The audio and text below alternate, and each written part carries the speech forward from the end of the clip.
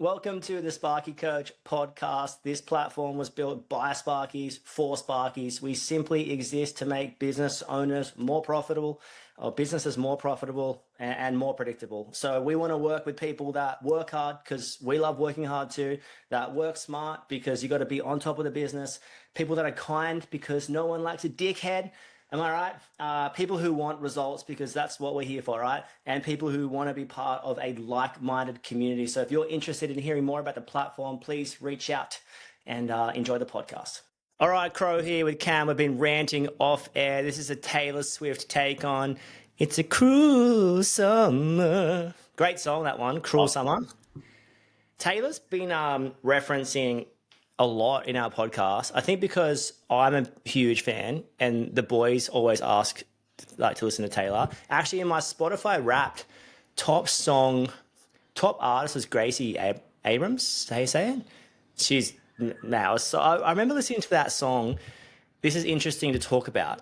That's so true. Great song. I think it's made for teenage girls, but here I am as a very, very secure 41-year-old male just frothing on Gracie. But I remember listening to that album, creating that workbook in, when was that? Like sort of December, Jan, Feb, March, and also the iterations of it. So I've just got such good memories of that. I remember listening to it, creating the new Beastimator, which I still look at and think it's just designed by the trade gods for tradespeople. Like I look at it, I'm like, it's so good. But I was almost having these sort of moments listening to it. Anyway, music can do some powerful things, as we know. Talking today about Cruel Summer. I don't want to take this in a negative sense, but like more like a positive sense. Just refreshing on. I guess we could take this in terms of what can you do to have the cruelest summer you possibly can ahead of time? But let's flip it to that. What can you have? How can you have the anti-cruel summer, the anti-hero? Another Taylor Swift reference right there. Yeah. But how can you have a better summer than your last? And I think that's always the goal. How do you getting better? And some of the hardest times of business for me were coming into summer. And because it's the only deadline of the whole year. At no other time, unless you're getting married, are you stopping for like a significant period of time usually, or are you going on like an overseas holiday or something? But like in terms of just day-to-day mundane year, it's the only magical deadline you have. So any deadline presents exactly that. It presents a deadline. So the first thing I want to talk about is there's 2 weeks left. I'll put this pod out tomorrow actually. There's 2 weeks left, so plan accordingly. Chances are your 2 weeks are full, so don't let anyone down. It's not the time to be letting people down. It's the time to make the extra phone call. It's the time to work out, can we put an extra Saturday in? Is an extra Saturday actually too much for everyone at this point? Like, what do you need to do? Do you need to get some more labor on board?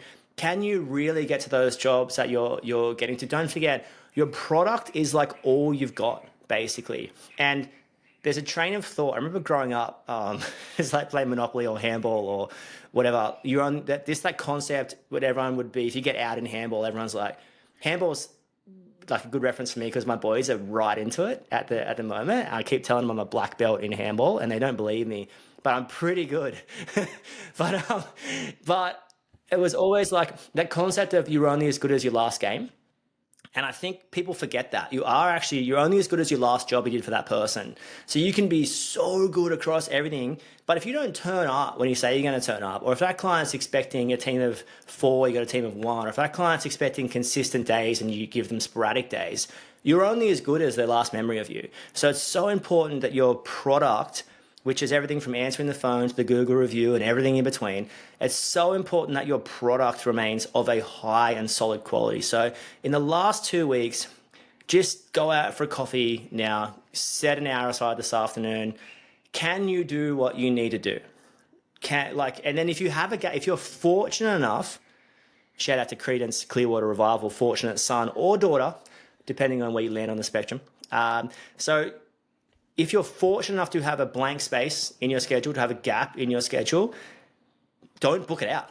just hold on to that, because you're probably going to land your ideal client. But where's your head go to in terms of last 2 weeks, bringing it home? Last two, yeah. What's a cricket reference for you? We're batting. This is the night watchman. Is that a good reference? So it's like Oh, really critical to get right. Don't blow it. Don't blow it before. Come on, just give me a that little could be bit one. of. With like you got to, you're batting out the last session. Don't want to lose any wickets for the next day to come back to, bring it home. Reference the Brisbane day-night Test match that just occurred.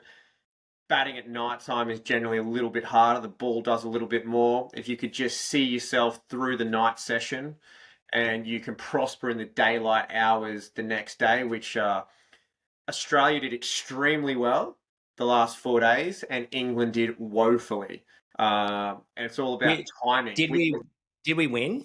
Easily, yeah, in the end, and we controlled the match. So this is probably a really good reference. On um, so on Saturday we were 8 wickets down with a small lead. And so traditionally, our lower order batsmen, who are our bowlers, aren't that great. And we played pretty conservative, controlled cricket, and we batted essentially for nearly 2 of the 3 sessions, which got us into the twilight evening period. And then set us a lead. We got a lead of like 170 odd. And then England were batting in the twilight evening. As soon as the evening session came on, rattled them with 6 wickets, and basically the game was over there and then, because they controlled the game situation really well. They could have gone out, crashed and bashed on Saturday morning and got out really quickly, and then would have allowed a smaller lead, and then England batted into that. So I think it's a really good example of like controlling the situation that you're in, and making it work for you, because then once you're in control, you can dictate it. So I want to reference here the extra Saturday, right? And I want to reference, have you cooked your team already? So are they already doing massive hours Monday to Friday? Is the Saturday going to be beneficial, or are you going to cook the team? Now I want to bear in mind here, because I'm not going to name the member, but they'll probably know if they listen back. They've referenced that their team's been pushing on a few Saturdays, and then noticing that essentially they're a bit cooked during the week. So there's a bit of a productivity issue occurring.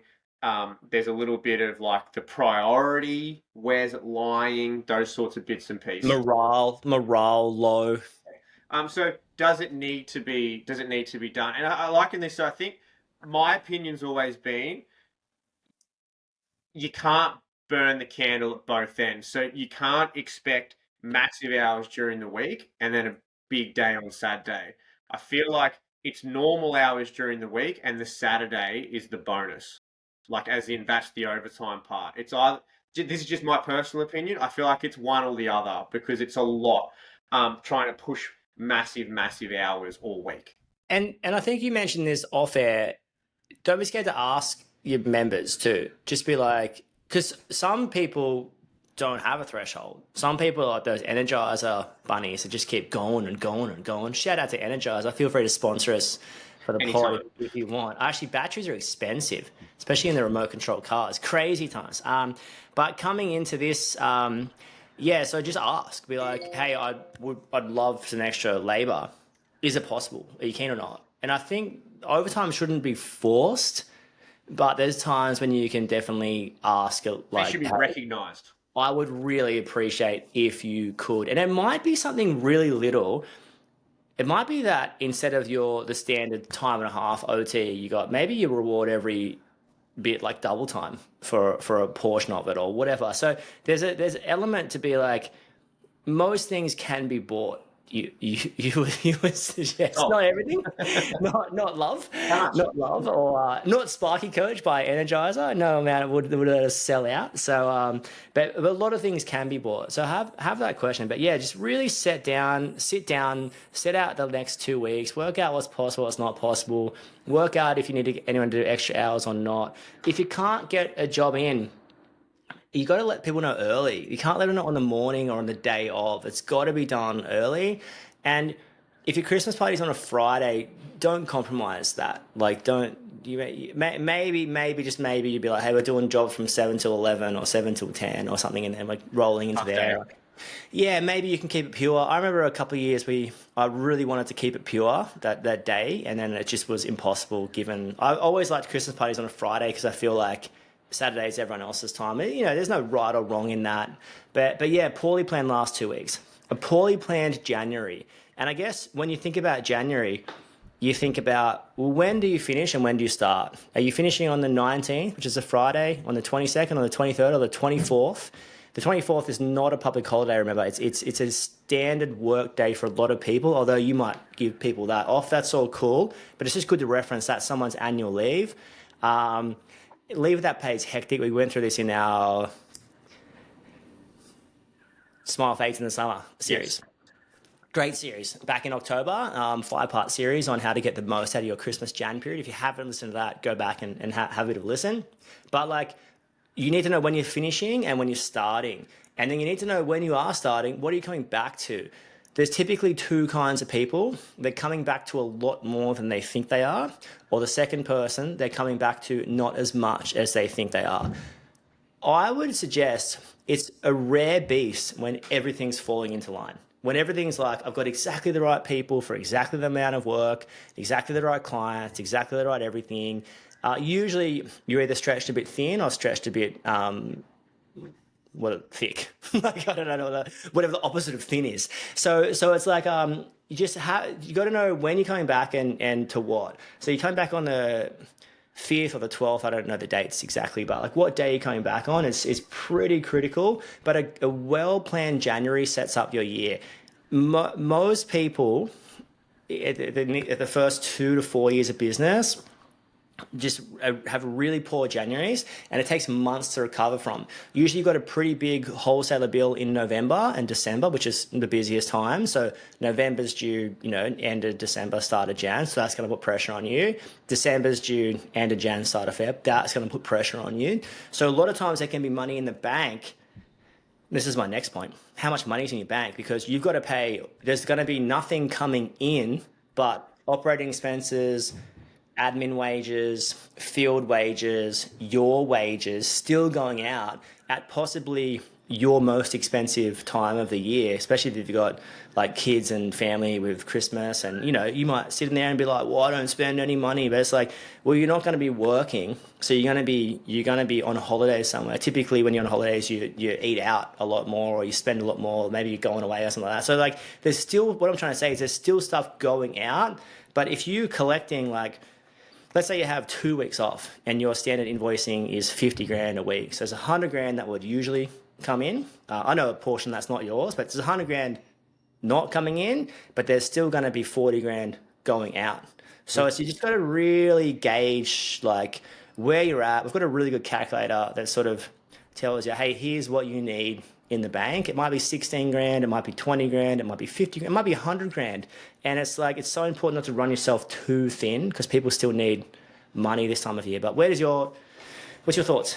Yeah, so I think obviously knowing, what's happening, just being aware, where are we at, what's going on, what's January look like, what's the jobs we have on, what jobs don't we have on, communicating with your staff members. Now you might have, a planned break of like, hey, look, Friday the 19th will be our last day, or Tuesday, or whatever it is.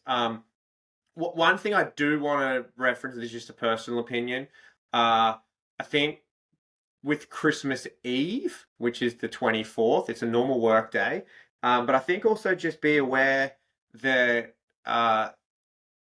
there's some time that is really nice for people to spend with their families as well. And it's not to say that you need to give them all the time in the world off or anything like that, but just be mindful that there's a few things that need to be done. It can be a pretty hectic type of day, so plan your day out if you are working that day. I'll reference Crowy back in the day when he turned up with 8 jobs to do and no van to do the 8 jobs because it was stolen. So It's stolen. It was the Christmas Grinch coming at me.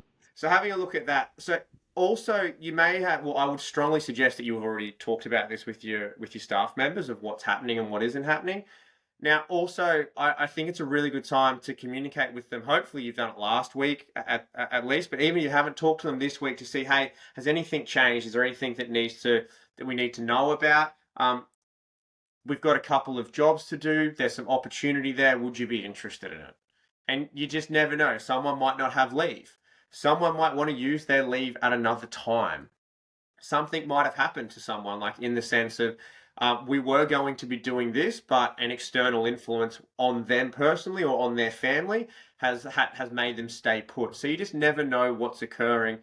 Your clients as well, having a conversation with them, they're like, "Oh, hey, no, we're staying open. It'd be great if you could jump in and get this done for us." Yeah, I love what you said about don't assume. Don't assume people don't want to work. I mean, I'm looking at the calendar now. You got a 29th, 30th, 31st, and 2nd, which is all a standard work week besides New Year's Day. And it's super interesting. Like people might not have the annual leave to suffice that. You might need to get people, people. You might need to get client service of that break.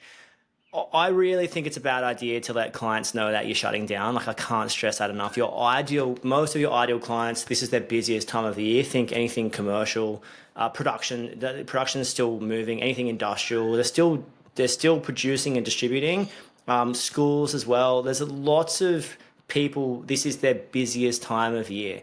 So just because you need a holiday, it's not the client's fault. You should add more holidays during the year. It's just my 2 cents on the whole thing. So I wouldn't advertise because I think you really risk losing a good client or losing a current client. I think it's just a silly thing. The reality is you're gonna answer the phone call anyway, or someone is. So just look after yourself. You don't like no one cares. You've had a really big year. No offense to you, but like no one cares. It's not their problem. They need electrical work done. Like they don't care that you've been working 12-hour days for 6 months straight. Like that's life, right? So just look after yourself in that sense. Like protect the business, right?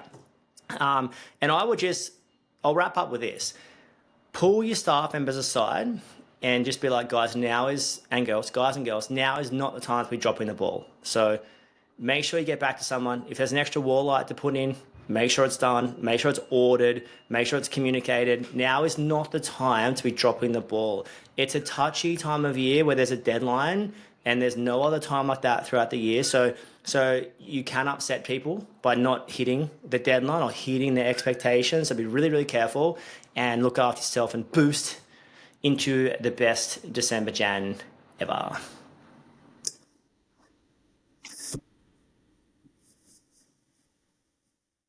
See you, mate. That's a wrap on another podcast. Whatever you're doing, don't be too busy to stop and check if you're making money. And above all else, you know the rules, be kind. See you soon.